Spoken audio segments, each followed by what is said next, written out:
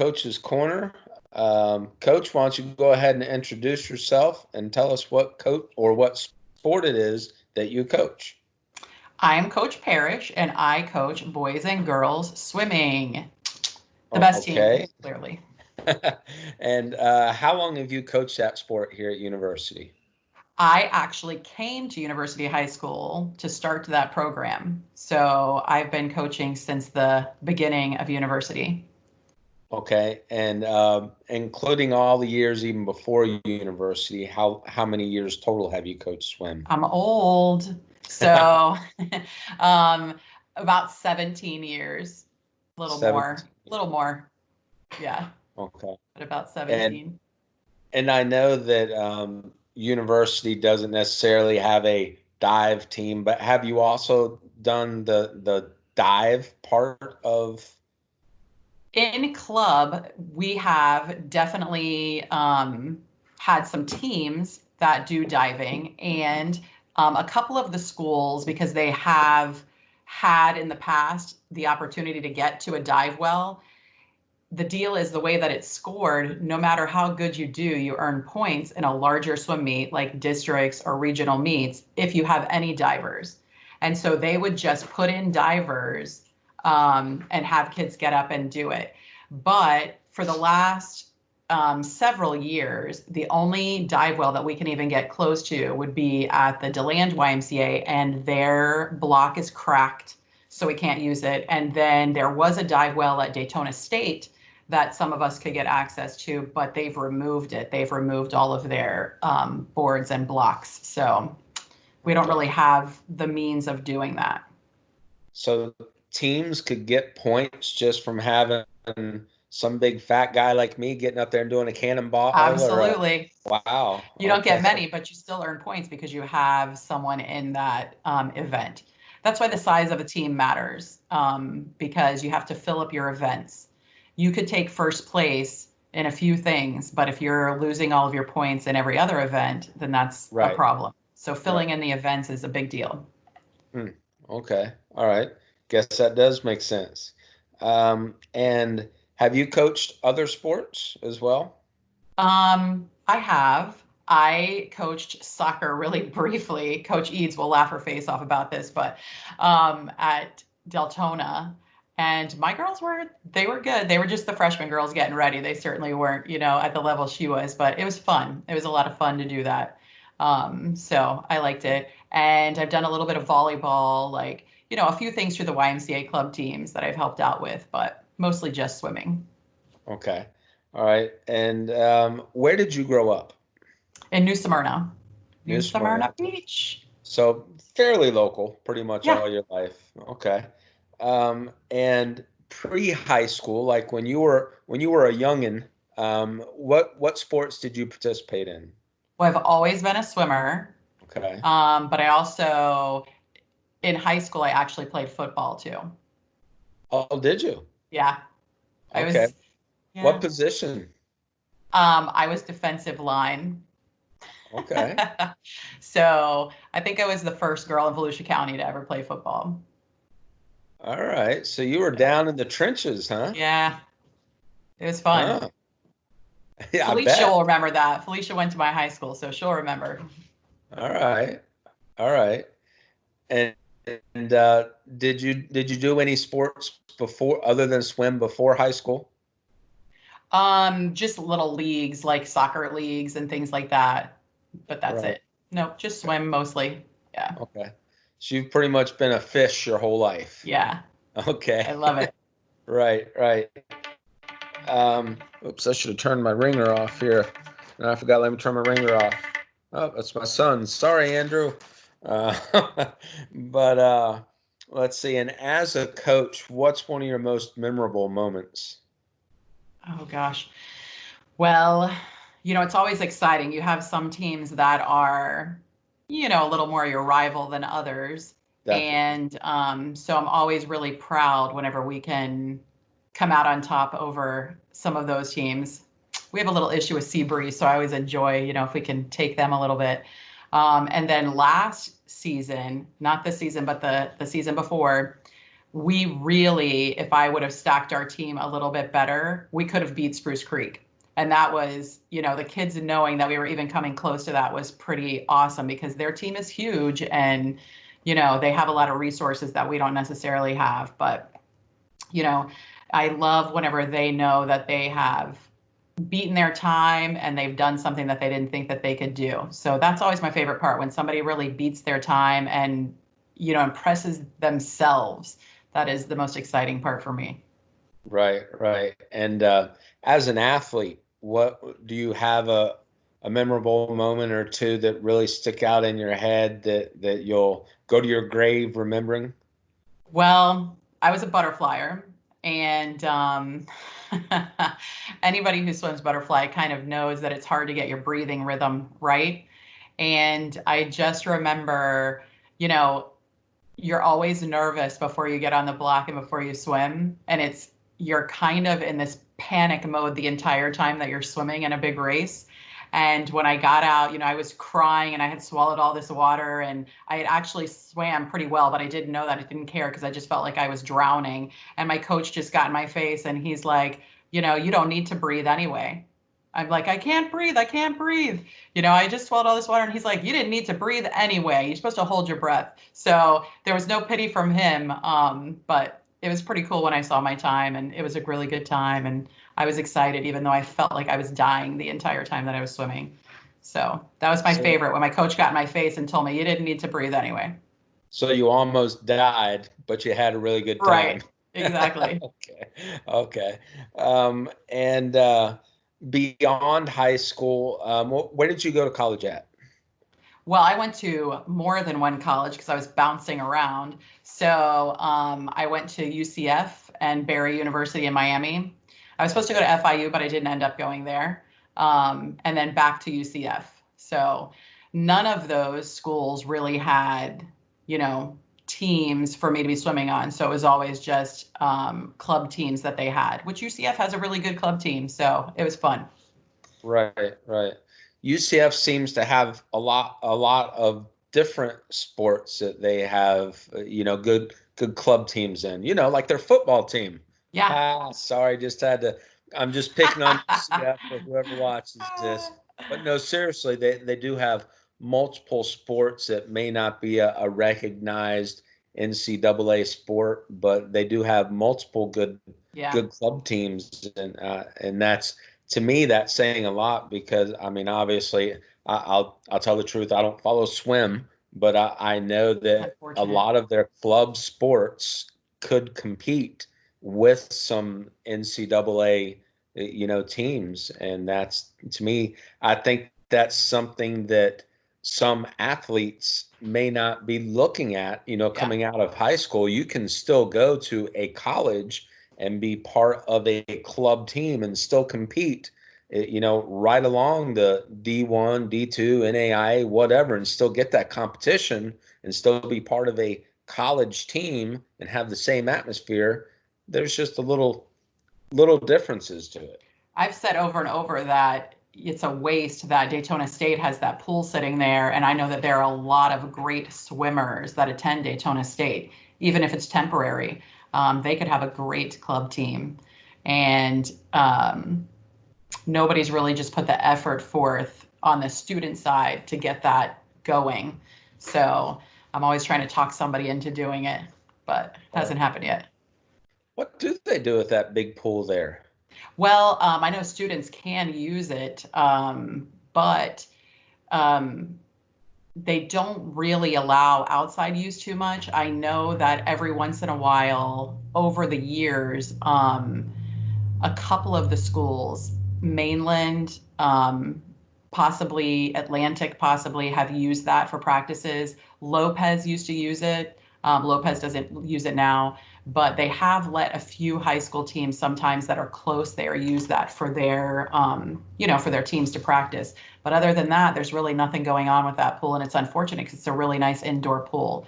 I used to love to get my kids in that pool to swim because it has a lot of water reverb that comes out of the dive well. So it's a hard pool to swim in. So if you do well in that pool, like if you train in that pool, you'd be a really great swimmer because it's difficult to swim in that pool. Hmm. Yeah, and I know it's supposed to be a really nice one, so that is a shame that it's Yeah. just sitting there. Huh. Um, and what is one thing that you hope that your athletes get from being part of a Coach Parrish coached team? Oh, well, not that they would always agree with everything that I say, but I do hope that they realize, swim is a difficult sport. It's very individual, yet you're on a team. And so sometimes it's hard for them, especially if they do other sports, to not always see the full team aspect because your face is in the water and you're by yourself trying to beat your time. So it's really bizarre. And so I hope that they take away that it takes everyone to motivate you, even if you're doing an individual event, and that they're important. They're important to other people training. Whoever's in front of you, whoever's behind you is absolutely imperative to you training because they're going to push you one way or the other. And that when you're out there cheering for somebody else, it's good motivation for yourself. So, not to get kind of caught up in your own individual events, even though swim is really scored like that. When it comes down to it, but to know how important the aspect of the team is, but not to get wrapped up in oh, you have to do all these little hokey team things all the time to be part of a team. So it is bizarre. And I want them to recognize, that I also recognize swimming is the most difficult sport. The only sport that I would put behind swimming in, effort and difficulty is wrestling. So I think that they are by far the hardest sports that there are. And so they don't get the recognition that they should, I think, the swimmers. And when they're out there solo, not to get in their heads too much and to appreciate the swim and love it and beat it and recognize your team. I think those are all important aspects for them. Well, I know that speaking to swimming as a former college wrestler, my college coach in the off season would put us in the pool, and I swim about as good as a brick. I mean, I can survive and all that kind of stuff. Just for whatever reason, swimming was never my thing, and I could handle the grueling practices and getting my butt kicked all the time. But when he put us in the pool, I hated it just because that was, he had a 10-mile run that he would put us on every now and then. I would rather do that 10-mile run over and over and over again than go and do the 35 or 40 minutes that he would have us in the pool. Just the Yeah. swimming part, just to me, sucked. So I, I It mean, is amazing, the athleticism in swimming. It is amazing. And to see them just sailing through the water so smooth is always impressive to me. That's what I love about it. and in swimming, every other sport, if you stop, you're okay. You're in baseball. If you stop, they'll get you out. In football, if you stop, you're going to get tackled. In basketball, if you stop, the other team's going to score. But in swimming, if you stop, you die. I mean, because you go under the Yeah. water and you drowned. Yeah. So, I mean, The big it's joke is it's the sport where you're not supposed to breathe, you know? Try running a yeah. 200 without a breath. Yeah. I There guess you go. I don't know, and I know that at university, some of your swimmers and our wrestlers that have done both and have taken both, pretty seriously have been some of our better swimmers and wrestlers, and I know that when I was coaching wrestling, I appreciated the wrestlers that would take the swim seriously and I think you did too, vice versa. Yeah, Took for sure. wrestler, I appreciated that. It's great for softball and baseball players' shoulders too. Yeah, Yeah.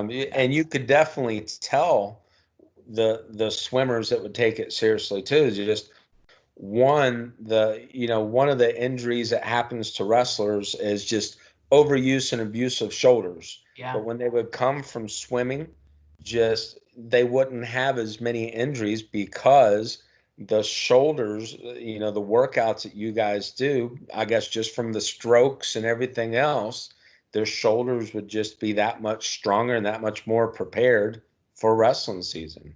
I mean, just I would, Absolutely. yeah, I would encourage so many wrestlers to get on the swim team, but be prepared. They need to be prepared for sure. Yeah. So, anyways, we'll try and get back on topic here. So, to any of your swimmers or parents or anyone that might be watching this, what do you have to say to them in this unique time, this unique setting? What's something you have to say to them? Well, I always wait until the end of the year to do awards because I like to get my swimmers to come back together because it's so fast and furious right at the beginning of the year. And so I like them to kind of get back in the mindset and reflect back and remember, really so many things that they love about the season and great things that happen in the season. And so I know that it's very disappointing right now because we don't know what's going to go on with that. But I will also say that our swim team, we always kind of have a mystery as to whether we're going to end up having a pool or not, or what's going to happen with our season. And so they are not, unfamiliar with waiting it out and seeing what's going to play out. And they're really good about that. So I know that they will train some on their own, the ones that are serious. And I know that they're awaiting for whatever information is coming just to get on it. So, I want them to be safe. I want them to get their schoolwork done and get prepared, do whatever they can to be mentally ready. It's hard whenever you can't get in the pool. They're used to that, and they know that they can get a lot of benefit from doing dry land. And so I think the ones that are serious are going to keep on it, and they're going to have a great season once we get through this. That's what I think. Okay, and one question that you didn't have an opportunity to prepare for because it wasn't on the questions that I didn't actually prepare for any of them, so if that sounded prepared, then So there you I'm go. excited. But one that wasn't on the questions I sent out to you. If you could have dinner with any four people, dead or alive, who would those four people and why? Oh my gosh. I don't know if I can come up with four. Can I do them one at a time? I'm going to do them one at a time. So, Yes. Jesus, clearly. I mean, who doesn't Okay. have some questions? You know what I'm saying? Yeah. Um, Wow. then Yeah. let's see. Um, Abraham Lincoln, because I think he was innovative and he went against the grain without them knowing what was coming. So I think that he was just a genius, and I would love to, pick his head to see what's going on. Um, I love Ryan Lochte. He's a big goofball. He is one of the most impressive swimmers you will ever watch underwater. You are in awe when you see him swim, but he's just like this cool surfer dude, and I think that all the kids, all the swimmers will like relate to him because he's goofy and cool. And I would love to just spend some time with him because I think he is hilarious. And then let's see. Trying to think of a good woman. I don't know, maybe somebody that I can't talk to anymore.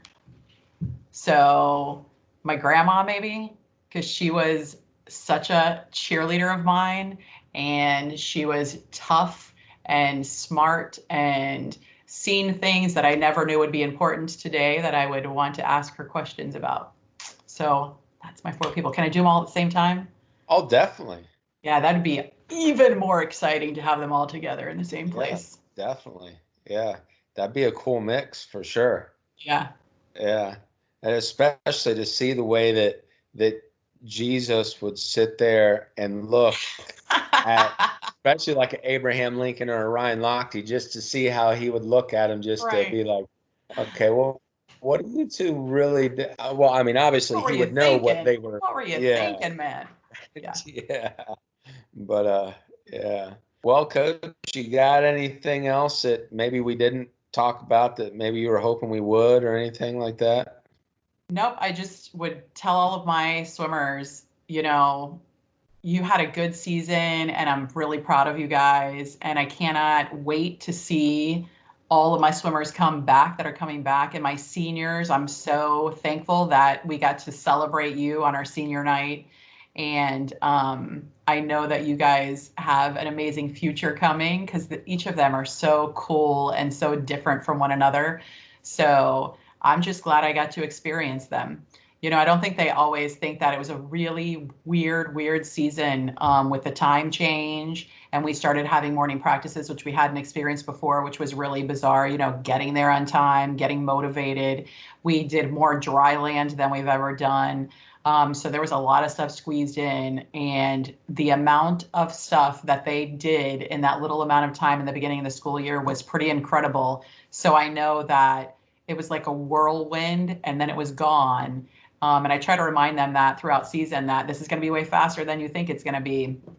But the majority of them just really pushed themselves. And I know that the ones who didn't push themselves to the level that they wanted to really recognized it at the end of season and have come up to me throughout the year and said, I can't wait till next season. So I just am saying I can't wait till next season either. I'm excited to see what will happen and what we can do. Right, right.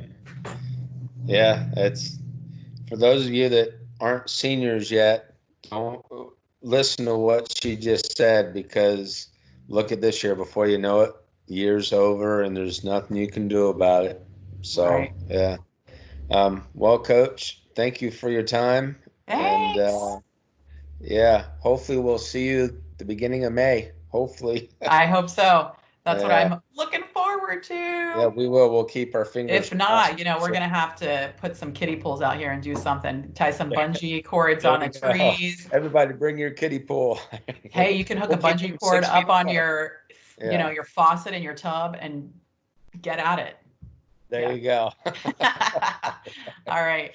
Okay, thank you, Super Coach. good to see you. All All right, right. thanks. Bye.